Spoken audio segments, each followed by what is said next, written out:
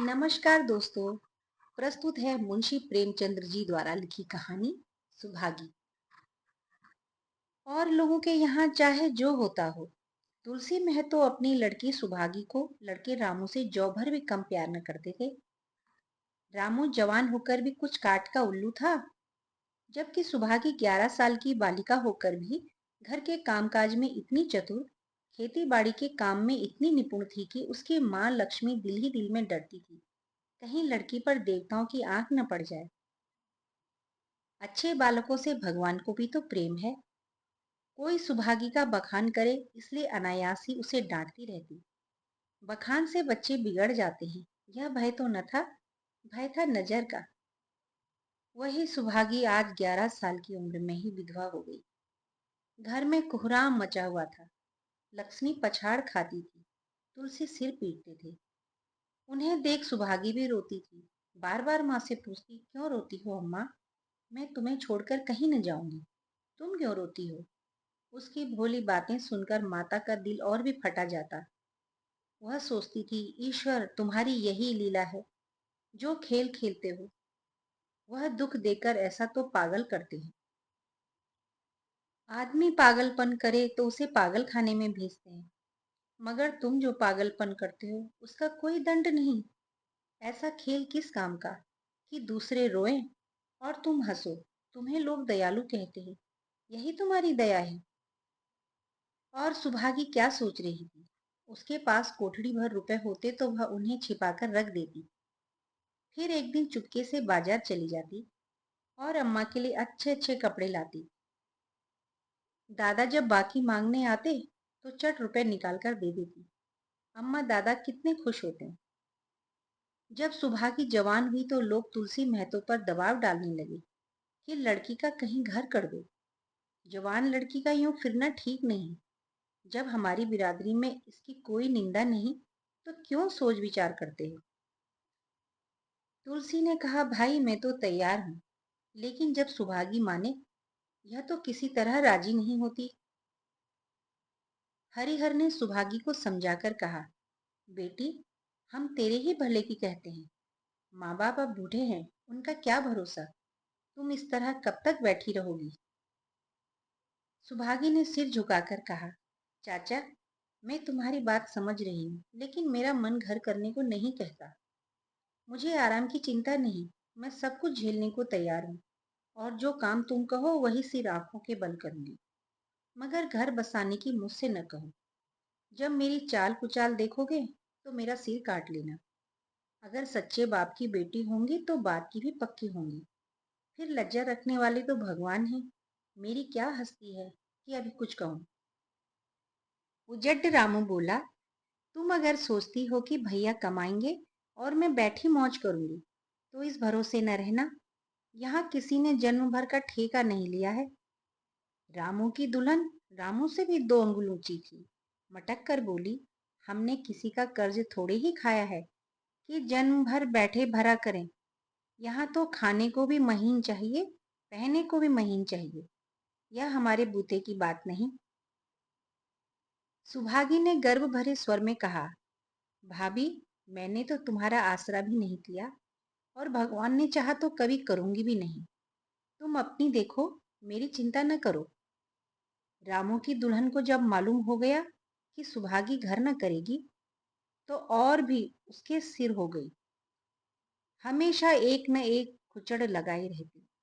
उसे रुलाने में जैसे उसको मजा आता था। वह बेचारी पहर रात से उठकर कूटने पीसने में लग जाती, चौका बर्तन करती, गोबर पाथती, फिर खेत में काम करने चली जाती। दोपहर को आकर जल्दी जल्दी खाना पकाकर सबको खिलाती। रात में कभी माँ के सिर में तेल डालती, कभी उनकी देह दबाती।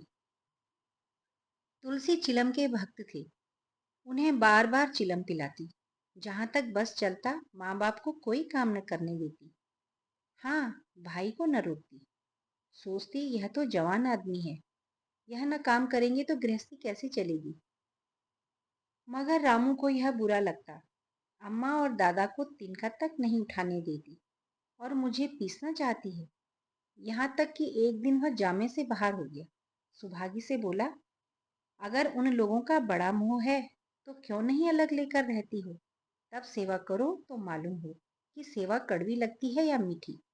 दूसरों के बल पर वाहवाही लेना तो आसान है, बहादुर वह है जो अपने बल पर काम करे। सुभागी ने तो कुछ जवाब न दिया। बात बढ़ जाने का भय था, मगर उसके माँ बाप बैठे सुन रहे थे। महतो से न रहा गया।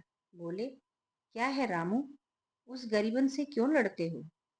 रामू पास आकर बोला, तुम बीच में कूद पड़े। मैं तो उसको कहता था, तुलसी, जब तक मैं जीता हूं तुम उसे कुछ नहीं कह सकते। मेरे पीछे जो चाहे कहना। बेचारी का घर में रहना मुश्किल कर दिया।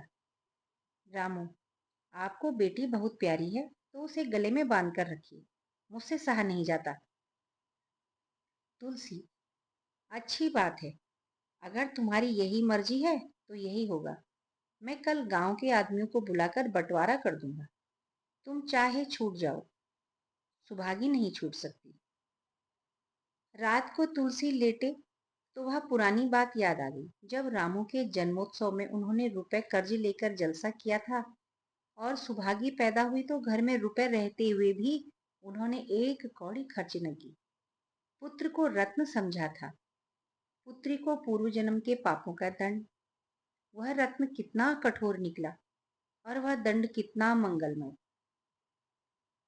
दूसरे दिन महतो में गांव के आदमियों का जमा करके कहा, पंचो, अब रामू को और मेरा एक में निवाह नहीं होता। मैं चाहता हूँ कि तुम लोग इंसाफ से जो कुछ मुझे दे दो वह लेकर अलग हो जाओ। रात दिन की किचकिच अच्छी नहीं है। गांव के मुख्तार बाबू सजन सिंह बड़े सज्जन पुरुष थे।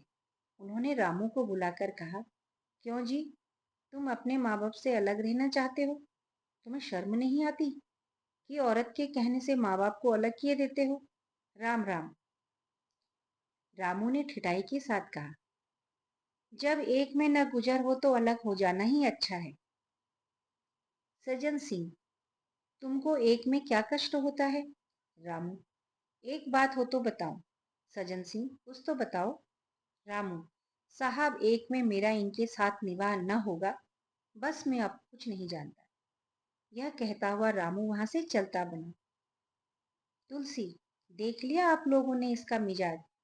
आप चाहे 4 हिस्सों में 3 हिस्से उसी को दे दें, पर अब मैं इस दुष्ट के साथ न रहूंगा। भगवान ने बेटी को दुख दे दिया, नहीं मुझे खेती बाड़ी लेकर क्या करना था? जहां रहता वहीं कमाता खाता। भगवान ऐसा बेटा सातवें बैरी को भी ना दे। लड़के से तो लड़की भली, जो कुलवंती होए। सहसा सुभागी आकर बोली, दादा, यह सब बांट बखरा मेरे ही कारण हो रहा है ना? मुझे क्यों नहीं अलग कर देते? मैं मेहनत मजूरी करके अपना पेट पाल लूंगी। अपने से जो कुछ बन पड़ेगा तुम्हारी सेवा करती रहूंगी, पर रहूंगी अलग। यूं घर बार का बांट बंटवारा न करो, मुझसे नहीं देखा जाता। मैं अपने माथे पर यह कलंक नहीं लेना चाहती। तुलसी ने कहा, बेटी, हम तुझे न छोड़ेंगे, चाहे संसार छूट जाए। रामू का मैं मुंह नहीं देखना चाहता, उसके साथ रहना तो रहा दूर। रामू की दुल्हन बोली, तुम किसी का मुंह नहीं देखना चाहते तो हम भी तुम्हारी पूजा करने को व्याकुल नहीं हैं। मैं तो दांत पीसते हुए उठे कि बहू को मारे, मगर लोगों ने पकड़ लिया। बंटवारा होते ही महतो और लक्ष्मी को मानो पेंशन मिल गई। पहले तो दोनों सारा दिन सुभागी के मना करने पर कुछ न कुछ करते ही रहते थे, पर अब उन्हें पूरा विश्राम था। पहले दोनों दूध घी को तरसते थे, अब सुभागी ने कुछ पैसे बचाकर एक भैंस ले ली। बूढ़े आदमी की जान तो उनका भोजन है ना। अच्छा भोजन न मिले तो वो किसके आधार पर रहे? चौधरी ने बहुत विरोध किया। कहने घर का काम यूं ही कम है कि तू नया झंझट पाल रही है। सुभागी उन्हें बहलाने के लिए कहती, दादा, मुझे दूध के बिना खाना नहीं अच्छा लगता। लक्ष्मी ने हंसकर कहा, बेटी, तू झूठ कब से बोलने लगी? कभी दूध हाथ से छूती भी नहीं, खाने की कौन कहे? सारा दूध हम लोगों के पेट में ठूस देती है। गांव में जहां देखो सबके मुंह में सुभागी की तारीफ। लड़की नहीं, देवी है। 2 मर्दों का काम करती है, उस पर माँ बाप की सेवा भी किए जाती है। सज्जन सिंह तो कहते, यह उस जन्म की देवी है। मगर शायद महतो को यह सुख बहुत दिन तक भोगना न लिखा था। 7-8 दिन से महतो को जोर का ज्वर चढ़ा था। देह पर कपड़ों का तार भी नहीं रहने देते। लक्ष्मी पास बैठी रो रही है। सुभागी पानी लिए खड़ी है। अभी एक क्षण पहले महतो ने पानी मांगा था, पर जब तक वह पानी लाए उनका जी डूब गया और हाथ पांव ठंडे हो गए। सुभागी उनकी यह दशा देखते ही रामू के घर गई और बोली, भैया चलो देखो, आज दादा न जाने कैसे हुए जाते हैं। 7 दिन से ज्वर नहीं उतरा। रामू ने चारपाई पर लेटे लेटे कहा, तो क्या मैं डॉक्टर हकीम हूँ जो देखने चलूं? जब तक अच्छे थे तब तक तो तुम उनके गले की हार बनी हुई थी। अब जब मरने लगे तो मुझे बुलाने आई हूँ। उसी वक्त उनकी दुल्हन अंदर से निकल आई और सुभागी से पूछा, दादा को क्या हुआ दीदी? सुभागी के पहले ही रामू बोल उठा, हुआ क्या है, अभी कोई मरे थोड़ी जाते हैं। सुभागी ने फिर उनसे कुछ न कहा, सीधे सज्जन सिंह के पास गई। उसके जाने के बाद रामू हंसकर स्त्री से बोला, त्रिया चरित्र इसी को कहते हैं। स्त्री, इसमें त्रिया चरित्र की कौन सी बात है? चले क्यों नहीं जाते? रामू, मैं नहीं जानेगा। जैसे उसे लेकर अलग हुए थे वैसे उसे लेकर रहे। मर भी जाएं तो भी न जाऊं।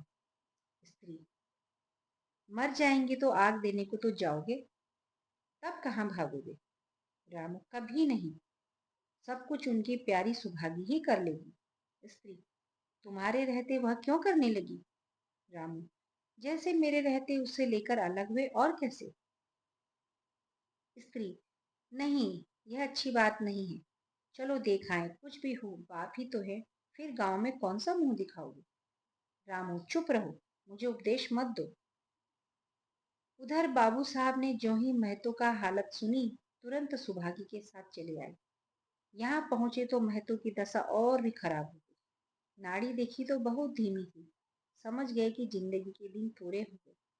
मौत का आतंक छाया था। सजल नेत्र होकर बोले, महतो भाई कैसा जी है? महतो जैसे नींद से जागकर बोले, बहुत अच्छे हैं भैया, अब तो चलने की बेला है। सुभागी के पिता अब तुम ही हो, उसे तुम ही को सौंपे जाता हूँ। सज्जन सिंह रोते हुए बोले, भैया महतो घबराओ मत, भगवान ने चाहा तुम अच्छे हो जाओगे। सुभागी को तो मैंने हमेशा अपनी बेटी समझा है और जब तक जीऊंगा ऐसा ही समझता रहूंगा। तुम निश्चिंत रहो, मेरे होते हुए सुभागी या लक्ष्मी को कोई तिरछी आंख से न देखेगा। और इच्छा हो तो वह भी कह दो। महतो ने विनीत नेत्रों से कहा, और कुछ नहीं कहूंगा भैया, भगवान तुम्हें सदा सुखी रखे। सज्जन सिंह रामू को बुलाकर लाता हूँ, उससे जो भूल चूक हुई हो क्षमा कर दो। महतो, नहीं भैया, उस पापी हत्यारे का मुंह मैं नहीं देखना चाहता। इसके बाद गोदान की तैयारियां होने लगी। रामू को गांव भर में समझाया, पर वह अंत्येष्टि करने पर राजी न हुआ। कहा, जिस पिता ने मरते समय मेरा मुंह देखना स्वीकार न किया वह न मेरा पिता है न मैं उसका पुत्र। लक्ष्मी ने दाह क्रिया की। इन थोड़े से दिनों में सुभागी ने न जाने कैसे रुपए जमा कर लिए कि जब 13वीं का सामान आने लगा तो गांव वालों की आंखें खुली की खुली रह गई। बर्तन, कपड़े, घी, शक्कर, सभी सामान इफरात से जमा हो गए। रामू देख देख कर जलता था और सुभागी उसे जलाने के लिए सबको यह सामान दिखाती थी। लक्ष्मी ने कहा, बेटी घर देखकर खर्चा करो, अब कोई लाने कमाने वाला भी नहीं, आप ही कुआं खोदना और पानी पीना है। सुभागी बोली, बाबूजी का काम तो धूमधाम से होगा अम्मा, चाहे घर रहे या जाए। बाबूजी फिर थोड़े ही आएंगे। मैं भैया को दिखा देना चाहती हूँ कि अबला क्या कर सकती है। वह समझते होंगे इन दोनों के लिए कुछ न होगा। उनका घमंड तोड़ दूंगी। लक्ष्मी चुप हो गई। 13वीं के दिन 8 गांव के ब्राह्मणों का भोज हुआ। चारों तरफ वाहवाही मच गई। पिछले पहर का समय था। लोग भोजन करके चले गए थे। लक्ष्मी थककर सो गई। केवल सुभागी बची हुई चीजें उठा उठा कर ठाकुर सज्जन सिंह ने आकर कहा, अब तुम भी आराम करो बेटी, सवेरे यह सब कर लेना। सुभागी ने कहा, अभी थकी नहीं हूं दादा। आपने जोड़ लिया कुल कितने रुपए उठे? सज्जन सिंह पूछ कर बैठे, क्या करोगी बेटी जानकर? क्यों नहीं, यूं ही पूछती थी। कोई 300 रुपए उठे होंगे। सुभागी ने सकुचात होते हुए कहा, मैं इन रुपए की देनदार हूं। तुमसे तो मैं मांगता नहीं, मैं तो मेरे मित्र और भाई थे, उनके साथ मेरा कुछ भी तो धर्म है। आपकी यह दया क्या कम है कि आपने मेरे ऊपर इतना विश्वास किया। मुझे कौन 300 रुपए देता भला? सज्जन सिंह सोचने लगे, इस अबला की धर्म बुद्धि का कहीं वार पार नहीं। लक्ष्मी उन स्त्रियों में थी जिनके लिए पति वियोग जीवन स्रोत का बंद हो जाना है। 50 वर्ष के चिर सहवास के बाद अब यह एकांत जीवन उसके लिए पहाड़ हो गया।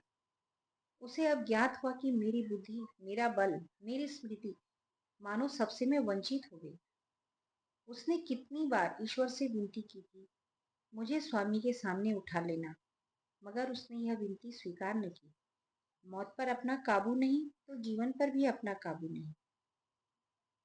वह लक्ष्मी जो गांव में अपनी बुद्धि के लिए मशहूर थी, जो दूसरों को सीख दिया करती थी, अब बोरही सी हो गई, सीधी सी बात करते नहीं बनती। लक्ष्मी का दाना पानी उसी दिन से छूट गया। सुभागी के आग्रह पर चौके में जाती, मगर कौर कंठ से नीचे न उतरता। 50 वर्ष हुए, एक दिन भी ऐसा न था कि पति के बिना खाए उसने खुद खाया हो। अब उस नियम को तोड़े तो कैसे? आखिर उसे खांसी आने लगी। दुर्बलता ने जल्द ही खाट पर डाल दिया। सुभागी अब क्या करे? ठाकुर साहब के रुपए चुकाने के लिए दिलो जान से काम करने की जरूरत थी। यहाँ माँ बीमार पड़ गई, अगर बाहर जाए तो माँ अकेली रहती है, उसके पास बैठे तो बाहर का काम कौन करे? माँ की दशा देखकर सुभागी समझ गई कि इनकी परवाना भी आ पहुंचा। महतो को भी तो यही ज्वर था। गांव में और किसे फुर्सत थी कि दौड़ धूप करता। सज्जन सिंह दोनों वक्त आते, लक्ष्मी को देखते, दवा पिलाते, सुभागी को समझाते और चले जाते, मगर लक्ष्मी की दशा बिगड़ती ही चली गई। यहाँ तक कि 15वें दिन वह भी संसार से सिधार गई। अंतिम समय रामू आया और उसके पैर छूना चाहता था, पर लक्ष्मी ने उसे ऐसी जिद्द दी कि उसके समीप न जा सका। सुभागी को उसने आशीर्वाद दिया, तुम्हारी जैसी बेटी पाकर तर गई। मेरा क्रियाकर्म तुम ही करना। मेरी भगवान से यही अर्जी है कि उस जन्म में भी तुम मेरी कोख पवित्र करो। माता के देहांत के बाद सुभागी के जीवन में केवल एक ही लक्ष्य रह गया, सज्जन सिंह के रुपए चुकाना। 300 रुपए पिता के क्रियाकर्म में लगे थे, लगभग 200 रुपए माता के काम में लगे। 500 रुपए का ऋण था और उसकी जान। मगर वह हिम्मत न हारती थी। 3 साल तक सुभागी ने रात को दिन और दिन को रात न समझा। उसी कार्य शक्ति और पौरुष देखकर लोग दांतों तले अंगुली दबाते थे। दिन भर खेती बाड़ी का काम करने के बाद वह रात को 4-4 पसेरी आटा पीस डालती। 30वें दिन 15 रुपए लेकर वह सज्जन सिंह के पास पहुंची। इनमें कभी नागा न पड़ता, यह मानो प्रकृति का अटल नियम था। अब चारों ओर से सगाई के पैगाम आने लगे। सभी उसके लिए मुंह फैलाए थे। जिसके घर सुभागी जाएगी उसके भाग्य फिर जाएंगे। सुभागी यही जवाब देती, अभी वह दिन नहीं आया। जिस दिन सुभागी ने आखिरी किस्त चुकाई, उस दिन उसकी खुशी का ठिकाना न था। आज उसके जीवन का कठोर व्रत पूरा हो गया। वह चलने लगी तो सज्जन सिंह ने कहा, बेटी तुमसे एक प्रार्थना है, कहो तो कहूँ, कहो ना कहूँ, मगर वचन दो कि मानोगी। सुभागी ने कृतज्ञ भाव से कहा, दादा आपकी बात ना मानूं तो किसकी बात मानूंगी? मेरा रोया रोया आपका गुलाम है।